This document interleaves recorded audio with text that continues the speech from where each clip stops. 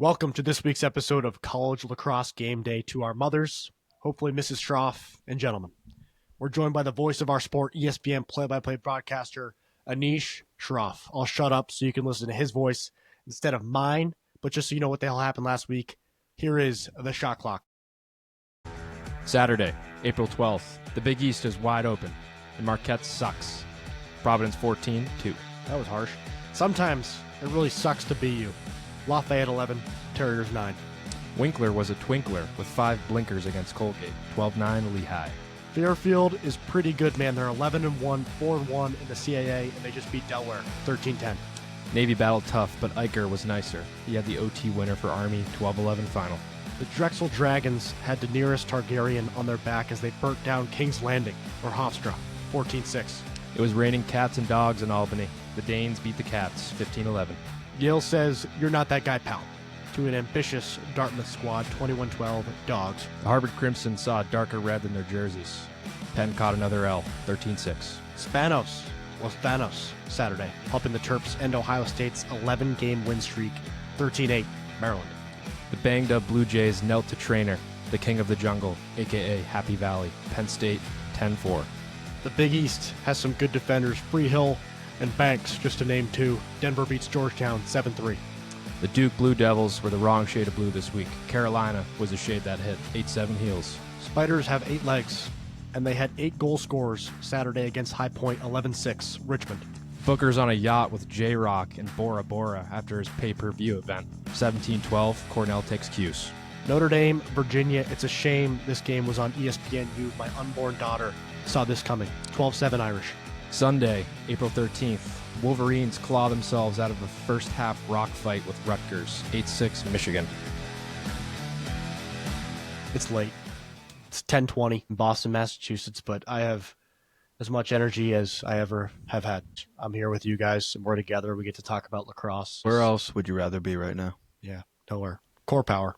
I went there before this, and I'm on my free week trial, and I Taking full advantage of it? Yeah, I sweat quite a bit. Quite a bit. I've had 2 coffees and a Celsius today, so I'm jacked up. You're over the Surgeon General's warning for caffeine intake? Yes, with a sickness, battling illness. That'll help. Yeah, really wake me up. Mike, how's it going, brother? Going well, man. Believe it or not, it's also 10:21 here in New Jersey, Eastern same time zone.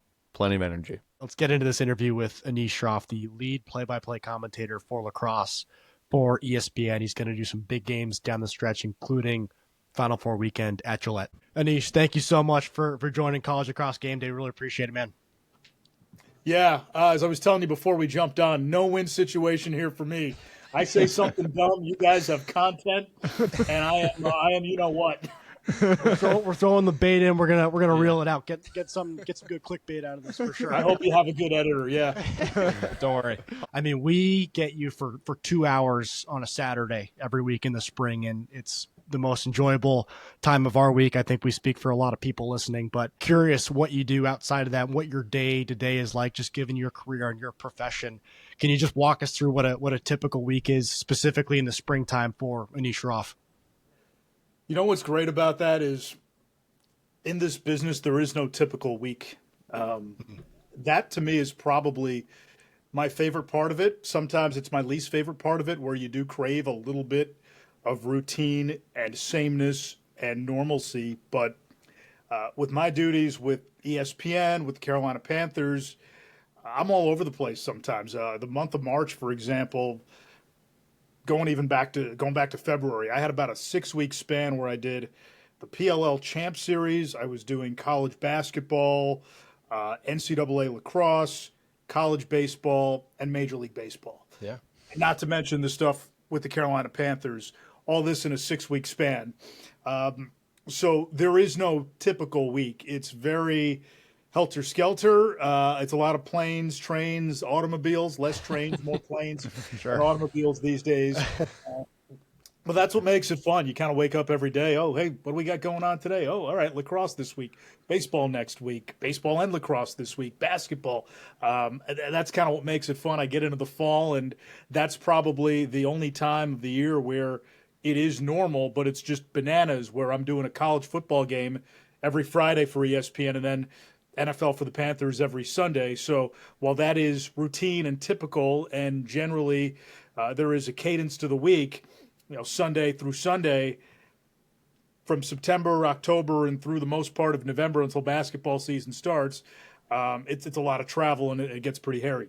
Yeah, we heard in another podcast you did, you talked about some of those trips you had from Indiana out to Los Angeles from a Saturday to a Sunday, and then Arizona going out to the East Coast. So yeah, I can't imagine that turnaround. Do you like the craziness, or do you like when it's more slowed down? Yeah, it depends. I think when you're in the middle of it, you're just so focused on the task at hand. But I think I do get to a point, usually right after the NFL and college football season ends, where it's nice to just reconnect a little bit with the family. I have a wife, I have a daughter, I have some time off in the summer, and I value that downtime. Last week, we're at Duke for UNC Duke. I was able to bring my family living in Charlotte. So, those things are nice. The ACC tournament happens to be in Charlotte, so that's local. So there's not a ton of travel this time of the year until we really get into that second week of May in the NCAA tournament. So you're home more, which is nice. And I do value my family time. Again, you're viewed on the outside by everybody else because of how public your job is by what you do. But, for me, it's being a dad, being a husband, being a son, a brother. All those things matter more for me than what I do for a living. 100%, 100%. And then you said being down there in Charlotte, you're going back to North Carolina this week, I believe, for Notre Dame at UNC. When you're going into a game day, kind of specifically for lacrosse, because you don't have the turnaround with college football, NFL, I'm sure it's different for everything. But for a college lax game day on a Saturday, what's your typical routine going into that game? Yeah, so the big thing for me is most of it has to be in the bag by game day. For me to be able to do my job at the best of my ability, game day should be the easiest day of the week for me, because you've done all the prep, you've done all the research, you're buttoned up, you've read your notes, you've talked to the people you need to talk to throughout the week. And that goes for any sport. And that's what I've told young broadcasters. I said, if you get to a point where you're doing a game and you walk away from the game and you're going, whoa. And when you say whoa, if that was the hardest 2 or 3 hours of your week, that should be a telltale sign, hey, I got to do more during the week. So for me, game day is honestly very loose. It's very relaxed. Yeah. And I feel like that puts me in the moment. That allows me to be in the moment and do my job. If I'm scrambling day of the game to kind of figure out notes and put last minute things in, now it's like cramming for a test. And some people equate this to studying for a test. I don't memorize. For me, it's more of I just want to know the material. So when I see it, I can react to it without thinking. It's just there. You just know it, right? I'm watching baseball in the background before I jumped on with you guys, right? And somebody mentions Aaron Judge, just to know, yeah, he hit 62 home runs in 2022. And last year he was the first player since Barry Bonds with a slugging percentage over 700. Like, just to know those things because you're following it and you're a fan and you're in the day-to-day versus, okay, I need to find a nugget, I need to find a stat on this guy. So, like, those things matter in preparation. And, part of it, too, is I try to treat it the same like I would football or basketball or any other sport that I'm doing, because you're servicing the fan. And while the fan base and the audience is smaller, I mean, you guys are here. We're talking about it. People care. Mm-hmm. Right, 100%. The baseball static. I don't speak that language, so I don't really get it. But you say you heard that, and as someone in the industry, you knew right away, like, wow, they're prepared. They did their homework. Every time we watch, you do a game, it's a privilege. So really appreciate it. Yeah, and it's just kind of on that point. Like, you kind of nailed it. Like the lacrosse community and media, it's smaller than the NFL and the MLB, and there's just like less information out there. So when you're doing your prep, how are you attaining that information? Like, obviously you're a fan of the game and you know some statistics and other things at the top of your head. But when you're going into like this Carolina Notre Dame game, what does that process look like? I get on the phone, and a lot of times, whether it's an assistant coach of a team who played North Carolina or Notre Dame, hey, you guys saw them a few weeks ago. What'd you think? Is there something to look for? Hey, we may short stick this guy. I think teams should put a shorty on this guy and double pull, or and you can pick up a few things. And so much of lacrosse is just recognizing when the moment's going to happen right before the moment is about to happen. So you can put your antenna up and you can really build the moment and build the call. And so a lot of times you're not going to source these guys on the air because they're giving you stuff on background. And that's, again, part of the process. But you might, text a head coach or call a head coach or an assistant coach and just find out some information on, teams that they've already played, teams that they've already scouted. And that helps you do a better job. Same thing, if time and the schedule allows, in the past, I'll get to practice and you might talk to a few guys.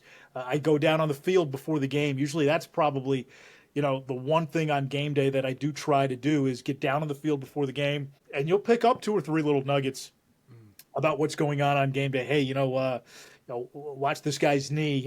We might pull him if he can't really hold up. For example, last week, Duke UNC, Duffy and Petramalo, we were told going into the game, they were both game time decisions. Well, that's huge. That changes the balance of the game. And so you go down in the field and you're talking with Joe Bresci, and he's like, hey, they're going to play. We're going to give it a go, and we're going to see how long they can last out there. And so, again, that context, that information, that matters. But part of that is just kind of being your own reporter and going out and just finding this stuff by talking to people. Right. Right, yeah, you really got to put in a little extra effort and then have the intuition of your own to kind of piece it together. Is there any coach or player or personnel staff that you really look forward to, covering that game and getting a chance to talk to them before game day? Is there a relationship that you built up over the years of doing this? I think the cool part about it is I would say a lot of them. And most of the games that I do, given ESPN's contract with the ACC, we're in the ACC a lot. So those guys are all probably sick of me, but they're all great. Bresci, Danowski, Corrigan, Gary Gate, Lars Tiffany. Those guys, one of the great things that they understand is more access they give us gives us a better chance to tell the story of their program and to really contextualize what's going on the field. And then some of those guys have been great over the years. And even, honestly, we don't do as many Big Ten games because the Big Ten network, now has a bigger slice of the pie with, those conference games. But, John Tillman over the years, Kevin Connery at Michigan, all those guys in the Ivy League that we've covered over the years, most of them, I would say overwhelmingly, almost all of them have been really great with just access and information and being forthcoming and understanding. Every now and then you run into one or two that, wants to keep the cards close to their vest. But for the most part, I find most staffs pretty easy to cover. That was very you spread out the wealth there in the ACC. That was well done. But if you had to pick a facility, though, that you love going to call games in, what's your favorite box to call a game from? Favorite box, and then this is – I'm glad you phrased it that way because I love doing a game at Virginia at night at Klockner. I absolutely hate our broadcast location because we're in a wind tunnel. No, I'm not kidding.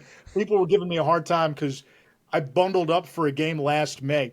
It's about 20 degrees cooler in that wind tunnel. Oh. And as you guys know, man, allergy season in the South is real. Yep.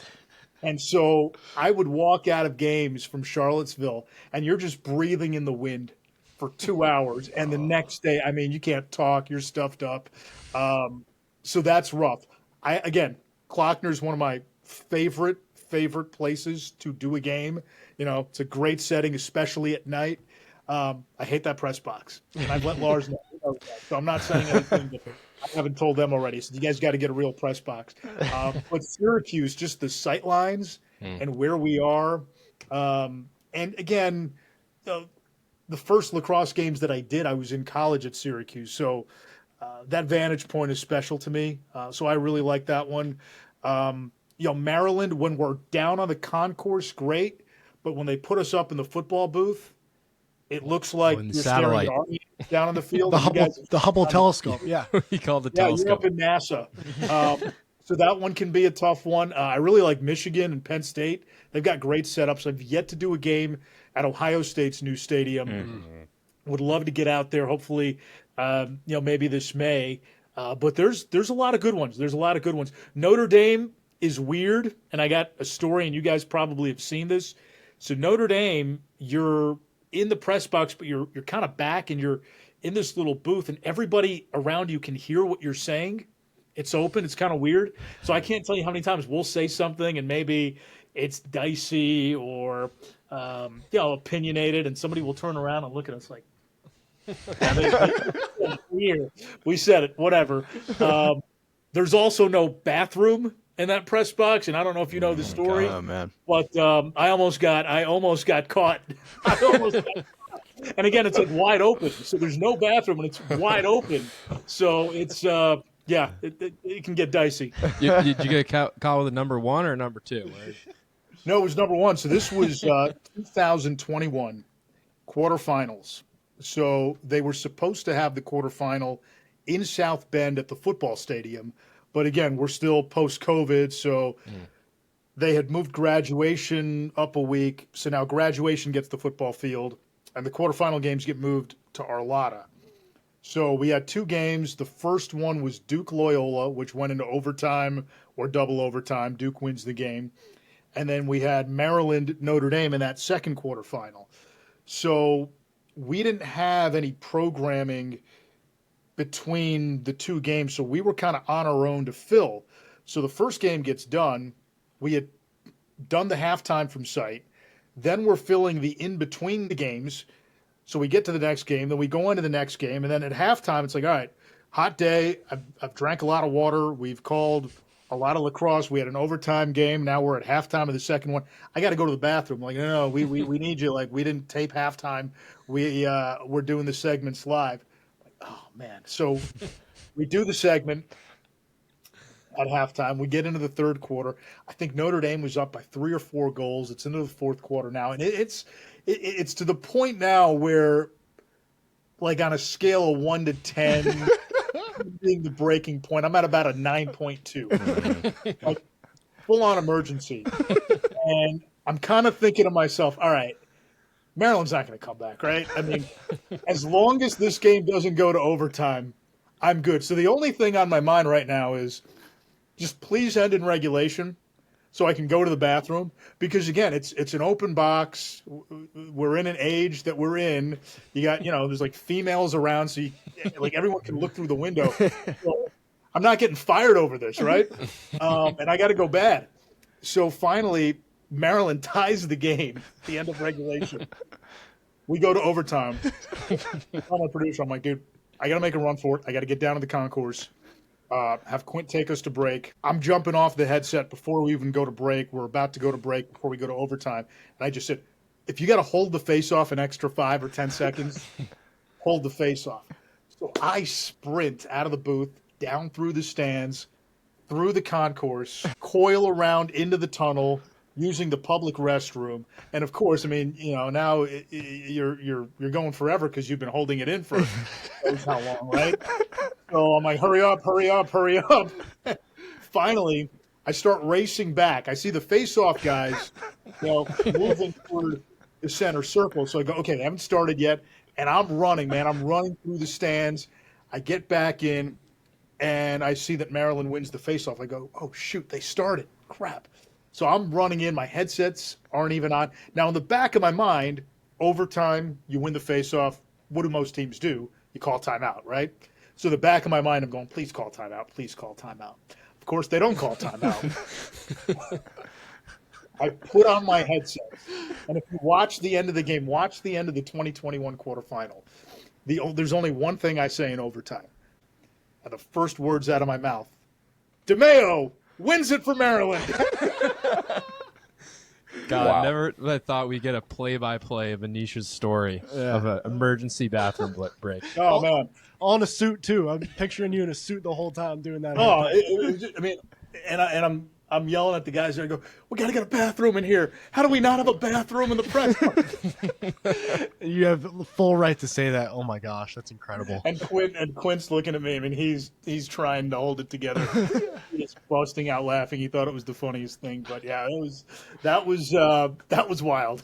Oh my gosh, Oh, that's hilarious. epic. That's epic. So I'll pass it to Mike, who's over in New Jersey. He's been awfully quiet during the interview. So, Mike, you got anything over there? I just need the cue. That's all. That's all, guys.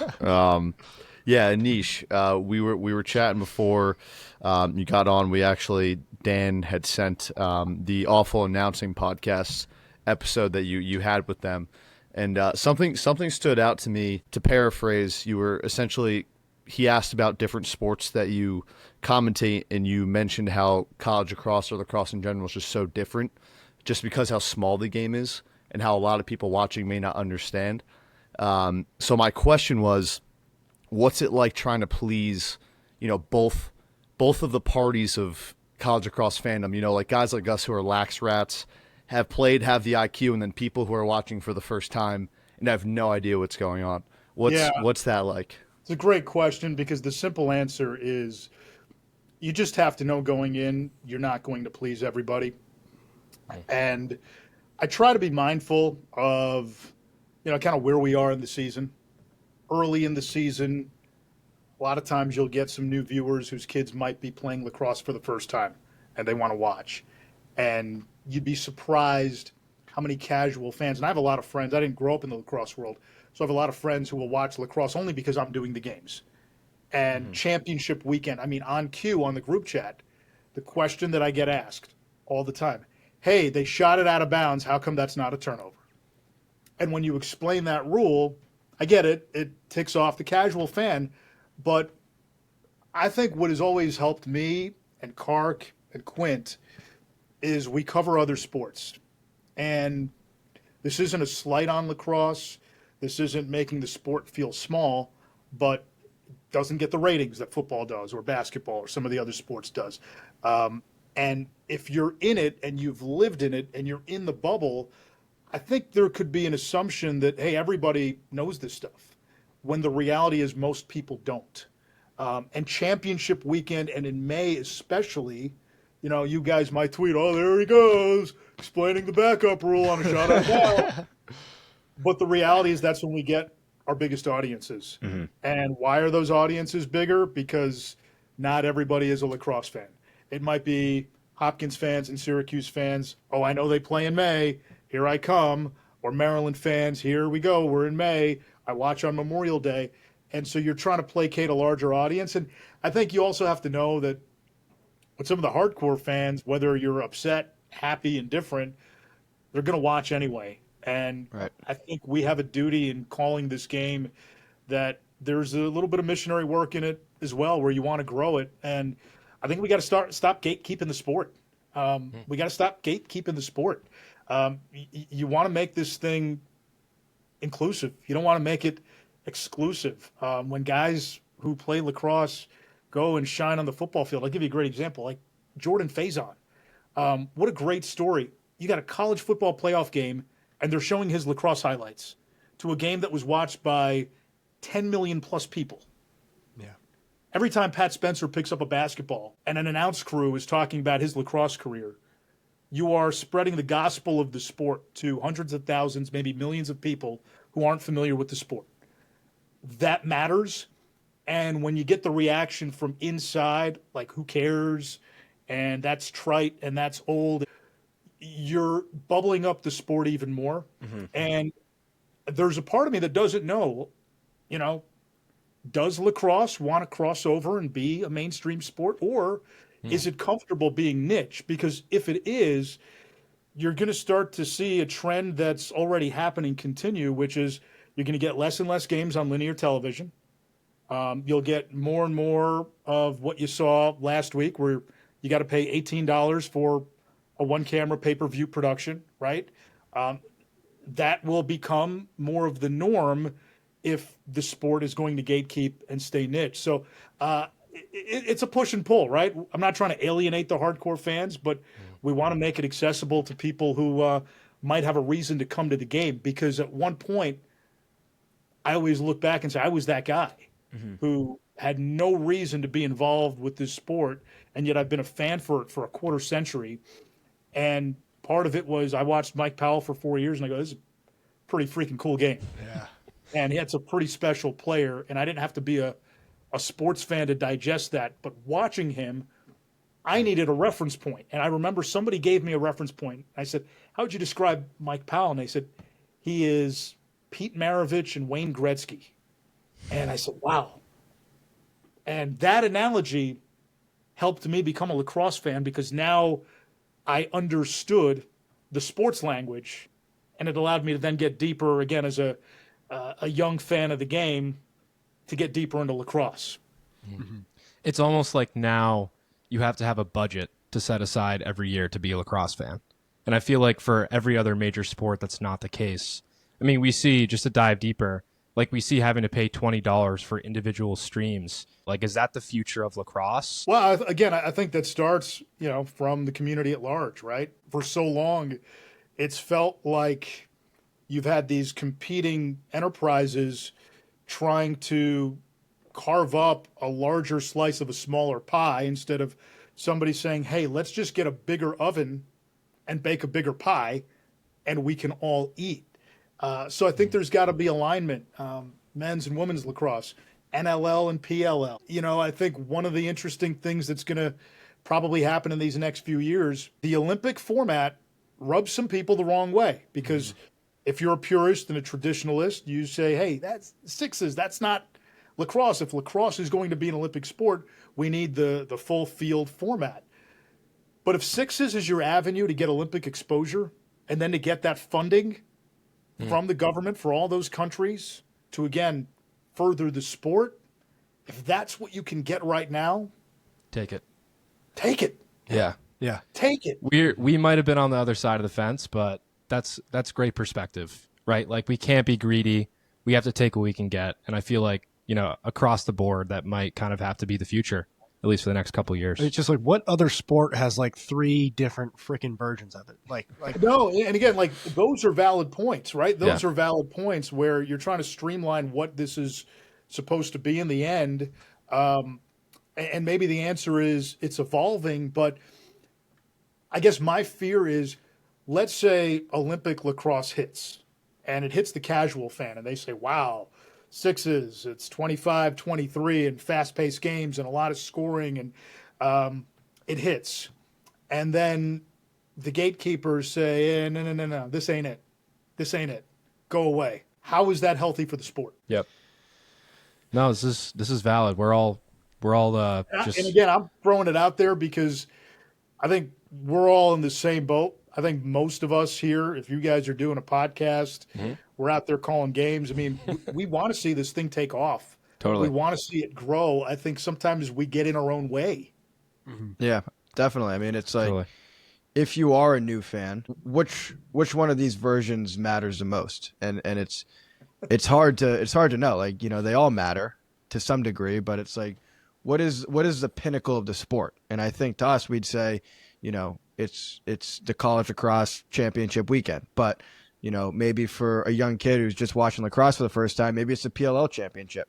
Or for a young kid up in Canada, it's the Minto Cup or the NLL championship, right? Like there's no Stanley Cup or Super Bowl, right? There's no defined pinnacle of the sport. So, while all the versions are great and there's so much potential in each one, I think finding which one is the right one is important. And I think it's probably going to be the sixes format. Like, I could see that really kind of taking off in the future. What's your perspective on it? Like, if you could change one rule in the sixes game, the size of the nets or the size of the field or the shot clock, what would it be? Like, I think it's almost there, but I do think it's lacking something. I would allow one pole on the field. Mm-hmm. wow. I like that. There it is. There's the clickbait. There it is. There's the never clip. heard that. Yeah. One poll. What Don't have to use it, right. but make allowance for one pole just to give defense just a little bit of an even playing field. The feedback that I've gotten from a lot of, call them what you will, casual sports fans, casual lacrosse fans who are just watching sixes and only have been exposed to that format, their feedback has been, hey, this is fun, it's fast, it's a lot like basketball, and probably the most important thing, the rules are easy to follow and intuitive. Shoot the ball out of bounds, okay, the Solves turnover. that problem. Yes. Just like basketball. You face off at the beginning of the quarter, okay, and then shot scored, goalie fishes it out, turn, rake, shake, and bake, we're playing. It is a very TV-friendly format, I can tell you that. Those games generally end in less than 2 hours. The action's great. You get a lot of creativity. Again, is it the traditional form that we're used to? No, it's not. But I can't sit here and say it doesn't have legs and that it's not going to have appeal for some casual fans who are going to come to it in 2028 when the Olympics roll around. And it's got to be a different sport to do play-by-play for as well. Just the pace of it, the cadence of what's happening. Yeah. I mean, I remember my first year. So I did the Sixes Champ Series for the PLL the last 2 years. So the first year, I remember that first game, and I'm going, oh my gosh, this is just it's almost radio. Yep. Because you're on the ball and things move so quickly. And it probably took me about a game just to say, wow, there is no real opportunity to just, okay, they're going to take their time.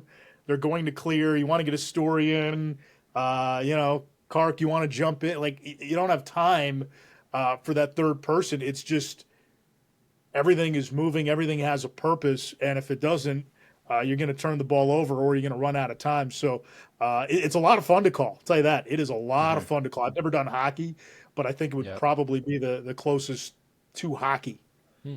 There was like a dream sporting event or dream sport or like, I don't know, the Masters, a Super Bowl, I don't know, whatever it is. What would that be for you?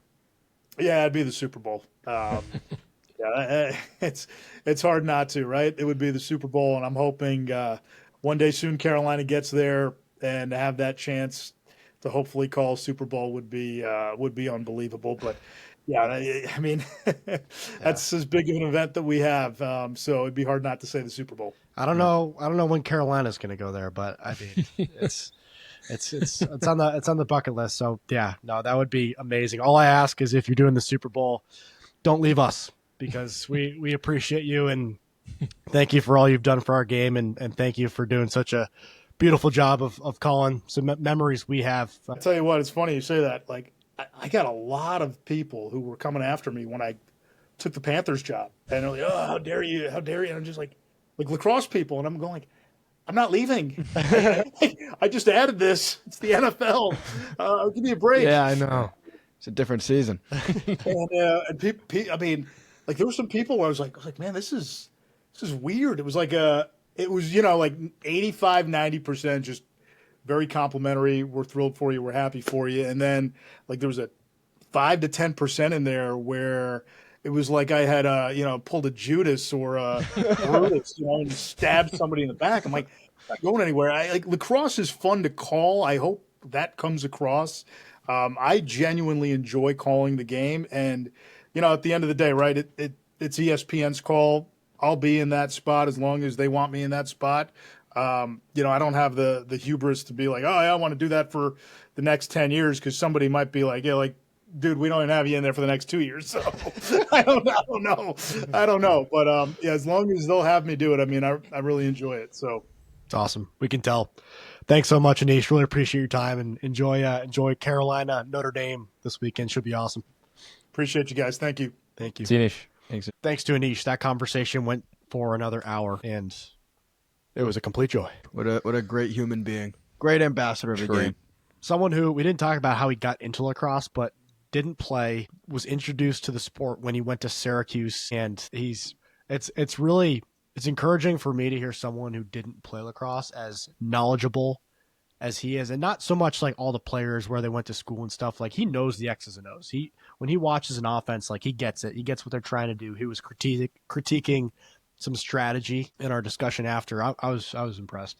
Yeah, same. I was actually blown away. I think the Super Bowl is an easy answer for the end. I was hoping he said like the Masters or something like that. I don't know, something unique. Yeah. Yeah. He's not a Masters voice, though. Oh, he could be yeah. for sure. Think so? Yeah. You don't have to say much for the Masters, but when you Yeah. do, the Jim Nance line, Every word counts. as Rory McIlroy crumbles to the sacred sod. No, I could for sure see him doing that. All right, let's talk about nail guns first. We talk about booze. Bully Boy Distillers, Boston-based small batch distillery. They offer gins, vodkas, bottled cocktails. You can shake them up, make them yourself, buy it off the shelf straight. You can find it in your local stores or ask for it at a local watering hole. Go to bullyboydistillers.com to check them out, sign up for events, or go and get yourself a drink. They got to fill us back up here. You got to fill us back up here. Sure do. I think they offered vodka. I don't know if vodka's our deal, but Yeah. maybe we'll take them up on No, it. I'm sure it's pretty good. Who's got the nail gun this week? Take it away. This week had to go with the Army Navy game. Had to focus there. Obviously the highlight. If Navy had won, I probably would have gave it to Dan Daly for his second time. Supposedly he had the flu all week. Was out of practice all week. Came game day and had 15 saves for Navy in that game. But I don't give this prestigious award to somebody on a losing team, just like I don't believe in last place trophies. All right. But this week's nail gun of the week's Jackson Eicher. Surprise. I could give it to him solely based off the fact that he canned the game winner for Army, and it was a big moment too in front of 7,000 fans. It's the rivalry, right? But there's more to it than that. He finished with 3 goals, but before that third and final goal, that game winner, he was 2 for 15, so around 13% on the day, and still, when the game mattered most in overtime, the ball was in his stick, and he canned it, which is quite nail gun of him. I think back to last year, Army Cuse in the Dome. Army came out 14-13, won in overtime. Jackson Eicher scored the game-winning goal in an absolute thriller. This guy's done it before. Army's in a good spot right now to make the tournament. They're a team that can make a deep run, and with Jackson Eicher at the helm, senior leader, who knows what they can do, man. But congratulations, Jackson Eicher, nail gun of the week. Yeah. I wish I got to see Jackson Eicher with a real gun. Yeah. Yeah, that would be special. He's probably just as good a shooter out in the I was field. gonna say. I'm sorry. I wonder what his assignment is. But yeah, no, I think Jackson Eicher is going to be in the room for the Tewaaraton Trophy. I think he's a top 3 attackman in the country. I think he's a huge part of that Army offense, which is actually a pretty young offense, but having a stable leader like him and an experienced guy who knows what he's doing on the field and like you said, a really clutch player is huge for Army. And I think it's one of the main reasons, aside from their defense, why they've been so good this year and why they're in the position that they're in and why they got to beat Navy this past weekend. So I like that pick, Mike. I was actually thinking, I didn't know who was doing the nail gun of the week. I was going to wing one, and it was going to be Jackson Eicher. So There you go. pretty unanimous. And he's going to his post assignment is Fort Bragg. Where's that? Do they only send nail guns there? Or? I hope they all bring their sticks. I think there's he's the only one. No, Finn McCullough is also going to Fort Bragg.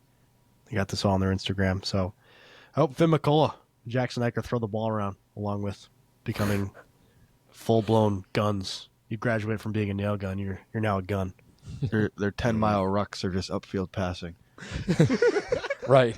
Downhill, they're going lefty. They're rucksacks. That would be something. There are some other stories we want to make sure we cover our All Guts section. All guts, no glory. All Guts, no glory. Who we got? All guts, no glory games. Everything besides the games of the week. Each have one timeout this week, given what time it is. So use it wisely, for sure. Don't waste it. Brett now provides some additional detail on the games we don't go into depth to, but a good Friday slate. I think there's 3 or 4 lacrosse games on Friday. We're going to talk about 2 of them, and these 2 are on Big Ten Network. So if you got YouTube TV, you have a reasonable cable package, you got these games. First one, Rutgers at Penn State. Penn State is a 3.5 goal favorite in this game at home. The Crew is taking Penn State. Rutgers is 2-2 in the Big Ten. They lost to Michigan last week, 8-6. Penn State 2-2. They crushed Hopkins last week. So yeah, we're taking the Nittany Lions there. Hopkins at Maryland. This one is, I believe it's at 8 o'clock. The first one's at 6 o'clock. Hopkins at Maryland. It is a shame that this is not a game of the week. It's just a historic rivalry, a trophy game. We all know everything about it, but it just doesn't deserve to be a game of the week this week, which is unfortunate. Maryland is a 4.5 goal favorite in this game. Crew's taken Maryland unanimously. Hopkins is 0-4 in the Big Ten. They lost last week to Penn State 10-4. Maryland 2-2, but they beat a Ohio State at the end of the 11-game win streak last year. Hopkins won this game, but we think it's going to be Maryland coming out on top. On Saturday, we have Fairfield 1.5 goals favorite at Towson. Good CAA matchup. Towson's 5-0. Fairfield's 4-1. Should be a good bout for the top of their league. Last year, Towson won 12-10. So maybe an indication of how it'll go this week. We have Fairfield. Timeout. Yeah, CAA's kind of crazy as usual this year. There's multiple teams that look to be on track to be 4-3. There's going to be, if that happens, tiebreaker scenario where one 4-3 team doesn't make the conference tournament as other ones do. Fairfield and Towson right now are at the top of the conference, so they're playing for a 1 seed or 2 seed right now. But again, you slip to 4-3, then you're in a situation where you could be screwed. But right now, Towson, as far as projections go this week, is 68% chance to be number 1. Fairfield's 31%. Then you go to second seed, Towson's 23% and Fairfield 62%. So it's kind of a toss-up as to who's going to take the top of this conference. But it's a 1.5 goal favorite for a reason. Going to be a great game, and the CAA is just as level as it gets as far as conferences go. Next, we have St. Joe's 3.5 goal favorite at High Point. Both are 2-1 in the A10. It's likely that both of these teams will be making the tournament. We have St. Joe's in this one. Princeton at Penn. We are taking Princeton. Shocker. Princeton is 9-2 this year. They have 3 wins in the Ivy. 3 teams have 3 wins in the Ivy. It's Princeton, Harvard, and Yale. Both have 3 wins. Yale's kind of making a comeback. They're going to get a shot at this Ivy League tournament, most likely, if things continue as they are. Penn is 4-8. Mike's national champion prediction is 4-8. They're 1-4 in the Ivy. Very unlikely they make the tournament. But yeah, crazy. We're at this point in the year and saying that about this game. Next one, UMass at Richmond, another A10 matchup here. Richmond is a 4.5 goal favorite at home. Richmond, St. Joe's, and UMass are all 9-3 on the years, all solid records. I think they're all in most top 20s, depending on which one you look at, but I think they're all in all of them. The A10 tourney is at St. Joe's this year. That's predetermined. Last year, Richmond won this game 14-12, so I'm expecting something tight. The Crew is taking actually UMass as underdogs in this game. Next, we have Brown traveling to Dartmouth. Dartmouth 1.5 goal favorites. Both of these teams are likely out of the Ivy League tournament. It's possible, something crazy happens, but we have the big green in this one, Dartmouth. Next, we have Siena, 4-goal favorite at Canisius. In the MAC, Siena is 5-1. Canisius is 6-1. We have Siena across the board. MAC, baby. The MAC's back. That's a big MAC game. 2 first-place teams in the conference. That's exciting action. It's all guts, no glory at its finest. Exciting action. Mm-hmm. Next one's a little different. Syracuse at Duke. Syracuse is a 2.5 goal favorite in this game. Cuse is 9-3. Duke is 9-4. We picked Cuse unanimously in this game. You think about at-large, because every ACC team who does make the tournament is going to be an at-large bid. I mean, if Duke wants any shot, they need to win this game. Most importantly, to make that conference tournament, they will. Virginia's going to miss it. Duke's going to be in that conference tournament, but at-large implications are pretty big in this game. Next one, going back to the NEC, baby. Lemoyne at LIU. LIU is a 1.5 goal favorite in this game. Crew's taking LIU at home. Lemoyne 8-4 on the year. LIU 8-3 on the year. Both teams having great seasons. Lemoyne 5-0 in conference. Believe LIU has 1 loss, but this is good NEC ball. Shout out Lemoyne. They're doing some great things, but so is LIU. Patriot League battle. We have Lehigh traveling to BU. BU 2.5 goal favorites. BU lost to Lafayette last week, and Lehigh beat Colgate. So it's starting to chip off well for the Patriot League. We have Lehigh in this one. Next, we have Providence traveling to Denver. Denver's 4.5 goal favorite. Providence is 1-2. Denver is 2-1 in the Big East. We have the Friars. Timeout. Yeah, this is a great Big East game. The Big East is pretty wide open this year. In years past, it's been Georgetown and Denver at the top. Denver has some weaknesses, so does Georgetown. I think Providence is in a position, if they win this game, they're almost guaranteed a spot in the Big East tournament. If they lose this game, they have to go beat St. John's next week. And, you kind of leave the fate of your season in the hands of Marquette, right? If Marquette drops the one this week and next week, then they're probably in. But if Providence wants to seal the deal and get in this Big East tournament, which they are fully deserving of, they need to win this game. I get some confidence going forward. They're a good team that could win the Big East, and I know they have aspirations to do so. So beating Denver this week would be huge for them. I'm rooting for Providence this week. Last game, Yale, 3-goal favorites at Albany. We are taking Yale in this game. Some interesting timeout calls, boys. I'm not going to lie. Yeah. You got Cuse at Duke. You got Hopkins at Maryland. Rutgers at Penn State. All guts, no glory, baby. And you guys went with a CAA game and a Big East game, Providence at Denver. But I think it's like Damn right. because they really matter. Like now, True. the games that we picked are really going to have implications on, conference tournaments and NCAA tournaments, right? Like both of these games that we picked are playoff games this week, and they mean a lot. And like, not to say that Duke and Syracuse doesn't mean anything, or Hopkins, Maryland, but for those teams playing in those games and those coaching staffs and those fan bases, these games have bigger implications in those games. Fair? Yeah, if you're watching on YouTube, you saw me just spill water all over myself as Hayden was so elegantly talking about Dan, is that shirt purple or is it plum? this is Plum. It's a nice color on This you. is Plum from State and Liberty. We'll see how long. That water is also out of Brett's bathroom sink. It's like a I smoothie. think there's a bunch of fluoride in that. There's fluoride in the tap water. Don't drink it. All right, moving on. We're very lucky, to say the very least. Yeah, these are our games of the week. We have 3 games of the week. Our games of the week. We're just fired up to present to you our games of the week.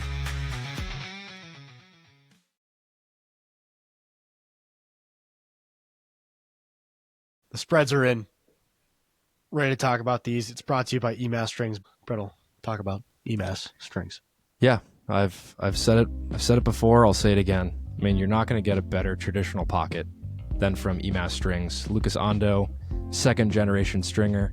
His old man, Yoshitaka Ando, strung sticks for pros, pass it on to his son. There's legacy and there's promise with pockets that come from this guy. I can't say enough good things about having one of these at your disposal to share around. It's a way to grow the game. They're like, what is that? This is a traditional pocket. But when the French missionaries came over to New America and they saw a lacrosse stick, it looked like that. Well, Mark 3V. yes. If you have a new head or you're looking to buy a new head, take the strings off, send it to EMAS Strings, get yourself something you can be proud to use on a daily basis. These things are legit. Go get one. If you're second guessing yourself, don't. I think Anish has a traditional. Probably is one framed over his exactly what the imagery that I try to put in people's heads, where it's over his desk. Yeah. We saw like a little scripture of some sort. There was some lacrosse stuff. It looked like it was like a lacrosse, like hand-drawn photo. Yeah. He had a helmet up in the back. But he needs something. He needs something to hold. Put him Exactly. in the cradle. If you DM him, say we came from the show, he'll give you $10 off a pocket. He's also got hats too that are nice, so don't be shy. Don't be bashful Get now. some merch. Now we have our games of the week. First, we're going to start in the Ivy League. 2 games are at 12 noon. Cornell at Harvard. Cornell's a 3-goal favorite in this one. It's on ESPN Plus. Unfortunately, Cruz taking Cornell unanimously in this game. I remember a couple years ago we actually went to this game. Harvard came out on top. Obviously, Cornell isn't who they are today, but Harvard's good at home this year. Besides that Colgate loss, we watched them play against Michigan. They look like a solid team every time they're at home. But I don't know. Cornell. Are you guys going to this game? Yeah, actually, I think I am. Oh, you are? There's like a youth Yeah, program. you guys should go. Oh, yeah. I can't make it. I I will be in Albany this weekend. I might go to the Yale Albany game. What time is that at? It's at 7. We play at 3 o'clock at Albany. Is So, it like, right senior before. day or something? Alumni weekend or something? No. LS plays at Albany in West Jenny Oh, nice. I didn't know. before the Yale Albany game. West Genesee. Shout out Maddie Mack, SLU grad. Beauty. Yeah, should be a good one. Alex Rosa, Anthony Talis. Yeah. So this is probably 1 versus 3 in the Ivy League. Cornell is pretty much unanimous number 1 team in the country right now. Like I've said it the past few weeks, like they are the best team because they have the best player and they have, just the most success this year and the most experience on the field. But I think they can lose on any given day. And I think Harvard's a team that could do it. I think Harvard's a little bit of a team of destiny, right? This is the best season they've had in a long time. They're playing at a high level. They have the guys to beat Cornell. I'm excited to watch this game because I know Harvard. What's the stadium called? Like the Soldiers Field Road. Jordan Field is going to be rocking. Like there's going to be 20 people deep on all sides of the field. Youth teams. Yeah, it's going to be.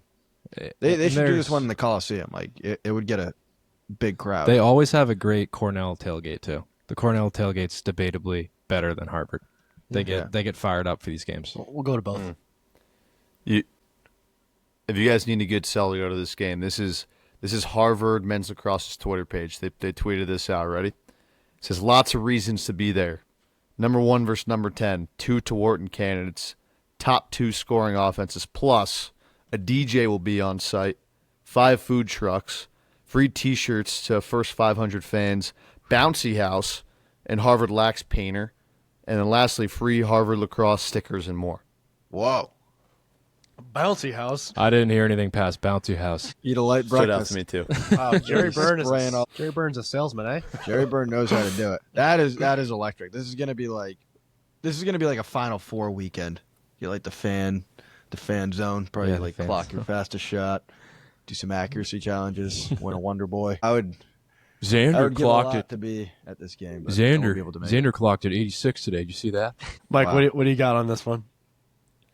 Yeah, I mean, big at-large. I mean, every game we're going to talk about in Games of the Week from here on out will probably have some type of at-large implications, but I use lacrosse reference a lot. They have really good statistics and probabilities. Cornell's a lock to be into the tournament, and Harvard has some work to do. Harvard's most likely going to be a bubble conversation team at this moment in time. Obviously, you beat Cornell, it's a different story. Cornell has the best resume as far as strength of record, and Harvard has the 9th. So it would be a massive win for Harvard. And Cornell's already a lock, so can only build their resume with a win. 9th is definitely on that bubble spot, but they are going to be able to play in the Ivy League tournament regardless of what happens. Yeah, Yes. like also, if you beat the number 1 team in the country, like you deserve a big boost in the rankings. If Harvard wins this game, they're probably going to shoot up to 4 or 5, beating Cornell. So yeah, a lot on the line for Harvard. Even if they do lose this game, they're still going to have a chance at the Ivy League tournament. But this could bode really well for them if they win for their at-large chances. So yeah, this is going to be a great game. Going to be a great atmosphere.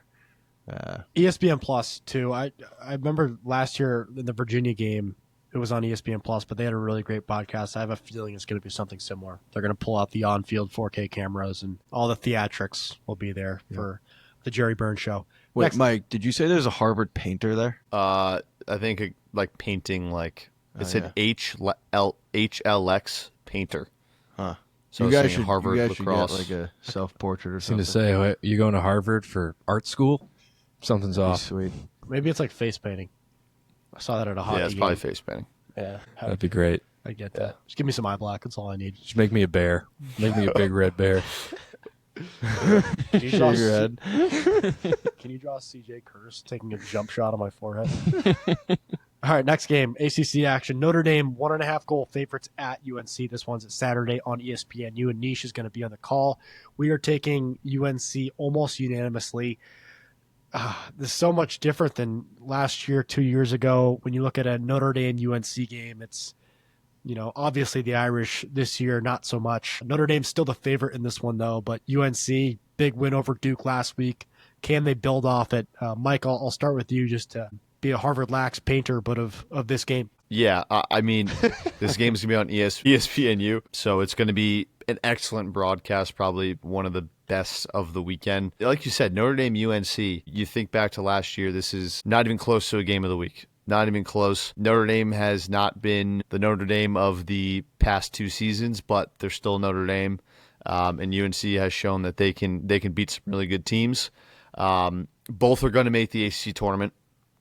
This, again, at least what I'm looking at, is the bracketology of it, right? Where both these teams stand. Both teams are likely in at this moment. Obviously, one team's going to lose in this game. The ACC actually has 4 teams between 82% and 99% to get into the tournament, but no locks yet. Nobody's a lock to get into the tournament. And as far as strength of schedule goes, UNC has 4th best. Notre Dame isn't even in the top 10 as far as their strength of schedule. So you got to think you better win as much as you can in the ACC. UNC would be a good start from that perspective. Yeah, I like that take. UNC's hot. They've been hot. I think Notre Dame is getting to that point where they're starting to get some chemistry, starting to get all their guys on the field. One guy I love is Matt Jeffrey, number 5. He's a freshman midfielder. He's a 2-sport athlete like Jordan Faison, was the number 1 recruit in the incoming class. He's really started to get some legs these past few games, and he's been electric. Like Anish was talking about a little bit, like you can't really put a shorty on him. Like you put a shorty on him, he is running by you and creating offense, whether he's going to the net or moving it to whoever. He's still a little bit raw. Like you see these 2-sport athletes come in whenever they start getting some running games, like their sticks aren't quite there yet. And his is like 80% there, I'd say. But his athleticism is 110% there, right? He is running by guys. He's a physical player. He's a great athlete. When he gets his stick to be 100%, which I think is coming in the next couple weeks or so, he is going to be a scary weapon for that Notre Dame offense.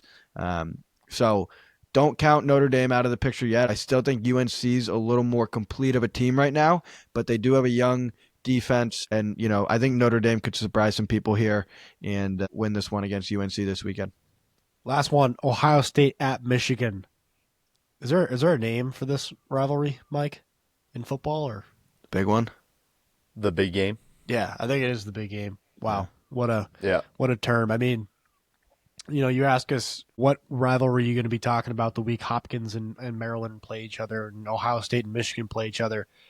Beginning of the season, you probably have different thoughts, but not this year. Ohio State red hot. Finally, that win streak comes to an end against Maryland last week, but they're 2-goal favorites at Michigan. This one's at Saturday, 4 p.m. on Big Ten Network. A lot to digest here, but we'll keep it brief, tell you only what you need to know. Hayden, I'll start with you, especially because a lot of these teams, like Ohio State, Michigan, we're not watching a ton of their games at the beginning of the season. Now they're playing Big Ten Network every week. Whoever college lacrosse is on YouTube, God bless them. They deserve a gold star because they're putting highlights up every single week, keeps us in the know. So keep doing the good work you're doing, whoever the hell you are hiding behind a keyboard. But Hayden, what do you like here? Ohio State, Michigan doesn't get much bigger. I'd say behind Army, Navy, this is probably the biggest rivalry. We also have Hopkins, Maryland, which, really might be the biggest rivalry in lacrosse. So we'll keep an eye on that game too. But, I've never liked like the idea of the regular season title. At the end of the day, like whoever loses this game is still going to be alive. Like the regular season title is pretty much a useless, bless you, is like a useless accolade on your season, right? It literally does not matter. While this is a big game, bless you. You okay? Keep going. Finish it. No, so like obviously the circumstances are huge. Just being Ohio State, Michigan, these teams are going to be pissed off to play each other. But, I think at the end of the day, both these teams are going to be alive next week, and they're still going to be able to do whatever they can do to make a run at Final Four weekend. But 2 big, athletic, physical teams. It's going to be a great broadcast and an intense game. Yeah, and you mentioned it. I don't know if you said it specifically, Hayden, but this game is for the regular season title, so whoever will be the first seed in the tournament. Ohio State, especially outside of just rivalry specific, Ohio State hating Michigan, Michigan hating Ohio State. Ohio State does have some real bitter taste in their mouth from last year. This, again, was the last game of the season, regular season for both of these guys. Michigan beat them to get home field advantage in the Big Ten tournament, and then the following week, Michigan beat Ohio State again in the first round of the Big Ten tournament. Then Michigan won the Big Ten tournament at Ohio State's home field last year. So Ohio State's going to be pissed off. They're hot. They're the hottest team in the country. They're going to want to really take it to Michigan this week, and Michigan obviously is going to want to do the same. So great game to watch. It's exciting. Anish, when he was telling a story, he said the game was a Notre Dame Duke game, and it was in the NCAA playoffs, so it was supposed to be in the Notre Dame football stadium. And I never knew that. I never knew they had thoughts of putting a Notre Dame Lax game in the football stadium, but I don't know. I get similar thoughts for this one. I mean, Michigan, yeah, it looks great when it's packed, but like, I don't know. Like, put it in the football stadium. How cool would that be? Put it in the big house. So cool. Yeah. I mean, that's just future hopes for a rivalry like this, but this is going to be an awesome game. Let's go through picks really quick. They're all written down for our games this week, starting Cornell at Harvard. Mike, start with you. Around the horn. Harvard. Cornell. Harvard. Cornell. Some audibles there. We're split. Notre Dame at UNC. Michael. Notre Dame. UNC. Notre Dame. UNC. We're split again. Ohio State at Michigan. The game. Michigan. Ohio State. Ohio State. Ohio State. All right. More picking. Our step down picks. We owe some. Everyone here, I think, deserves some shots. Some back Not shots. me. With, Mike's clean. with tennis balls. I'm only giving back shots. Really, Mike, you're clean. Mike is clean. Mike, what'd you take? You had the Navy plus 5.5, which we said to feed the family with. Good pick. Don't know how you got the rights to that one. Actually, you had some family ties to Navy. That's why we gave it to you. Brett, I think it's time for you and I to ask each other what our picks were. You sure? Brett, what was your step down pick last week? Rutgers plus 1.5 against Michigan. What was the final score of the game? 8-6. Michigan. Yeah. It was close though. It was a rock fight too. It was tight in the first half, and then they kind of just pulled away. Michigan just had momentum. I feel like Rutgers, they didn't have the guys to sustain the game. They were competitive, but just it didn't work out for them. Yep. Dan, what was your step down pick last week? Delaware minus 1.5 against Fairfield. How did that one shake out? Fairfield 13, Delaware 10. Wow. CAA. It's crazy.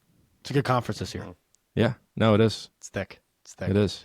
Hayden had St. Joe's minus 7.5 at Hobart. That did hit. Let's move on to this week and our picks this week. Brett, we'll start with you. What do you got? I have Princeton minus 4.5 at Penn. I think Penn's depleted. I think Princeton just looking for a game to kind of get them going for the rest of the tournament. They're going to unleash the tiger on them. I like it. I got Michigan +2 hosting Ohio State. I just like the rivalry game. I like that, you have a feeling it's going to come down to a 1-goal game. I'm rooting for a 1-goal game here, really. Don't really care who comes out on top, but I hope it's just great lacrosse and unfortunately not the big house, but at Michigan. Hayden, what do you got? I have Villanova minus 2.5 versus Marquette. Marquette lost last week 14-2 to Providence. I think Villanova's playing good lacrosse right now. They're definitely a team to keep an eye on in the Big East, and I think they're going to run through this Marquette team. Got Lehigh plus 2.5 at BU. Lehigh is just always a tough team in the Patriot League, and Lehigh's on a 2-game win streak. The last team they beat was a good Colgate team. I'm gonna take Lehigh in this one. Anything here that we all love and want to Fade it. Want to feed kids with? I feel like maybe the Villanova pick. I don't know. That was my thought. Yeah. What would you like? I'm actually, Dan, I'm with you, Michigan +2, because I think Michigan's going to win outright. Really? Oh, yeah, well, you took them. Dan, I think you took Ohio State in your Game of the Week pick, did you not? Yeah, I did take Ohio State, but... You want a close game? Yeah, exactly. I want a 1-goal game, which is really what I love the 1.5 spreads, honestly, for some of these games where we like the underdog. It's like just be a 1-goal game. Yeah. But Definitely. It hasn't been very fruitful. But we'll wrap this up. Thank you so much. Thank you, Anish. Thank you, Lacrosse. Enjoy this week. Cheers. Legends rise.